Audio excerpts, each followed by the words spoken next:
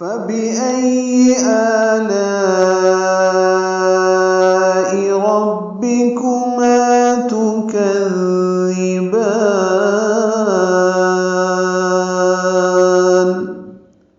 فَبِأَيِّ میں فا کو جلدی پڑھنا ہے، با کو بھی جلدی پڑھنا ہے اور معروف طریقے سے پڑھنا ہے، حمزہ کو یا سے ملانا ہے،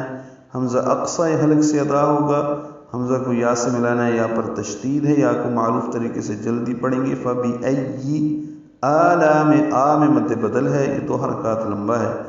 لا میں الف مدہ کے بعد حمزہ آنے کی وجہ سے مد متصل ہے، ہم اس کو 4 حرکات سے زیادہ لمبا کرتے ہیں۔ آلائی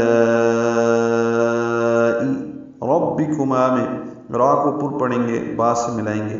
را کی زبر کی وجہ سے را کو پر پڑھ رہے ہیں، با کو معروف طریقے سے جلدی پڑھیں گے، ربی ربے نہیں پڑھنا، جیسے فبی ای ربی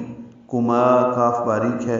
جلدی اور نرمی سے پڑھیں گے، معروف طریقے سے، کو نہیں پڑھیں گے، کو ربی کو ما الف مدہ ہے، 2 حرکات لمبا ہے، تو کذبان تاپش تو نہیں پڑھنا، تو کذبان کاف کو نرمی سے پڑھیں گے، زال سے ملائیں گے، زال کو نرمی سے پڑھیں گے، زبان کی نوک سامنے کے دانتوں کے اندرونی کناروں سے لگائیں گے، تو کذبی زال نرمی سے پڑھیں گے معروف طریقے سے۔ بان میں با کو لمبا کریں گے، اور نون پہ جب وقف کر رہے ہیں تو یہ با کو زیادہ لمبا کر سکتے ہیں، تو کذبان یہ مد عارض للسکون بنی ہے یا مد وقفی بنی ہے، تو وقف کرتے ہوئے ہم با کو زیادہ لمبا کر سکتے ہیں۔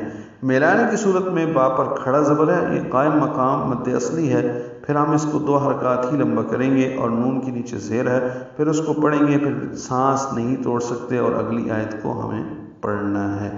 تو میں ایک مرتبہ پھر پڑھ لیتا ہوں، یہ 31 مرتبہ ہے، اس سورہ میں بار بار ریپیٹیشن ہو رہی ہے، بار بار یہی الفاظ ہیں، تو اس لیے ان کی درستگی ایک جگہ صحیح ہوگی تو 31 مرتبہ یعنی 31 مقامات پہ صحیح ہو جائیں گے، اور ایک جگہ غلط ہوگا تو اس کا مطلب یہ ہوا کہ آپ کی 31 غلطیاں ہو گئیں اگر ایک حرف غلط ہوتا ہے۔ فَبِأَيِّ آلَاءِ رَبِّكُمَا تُكَذِّبَانِ۔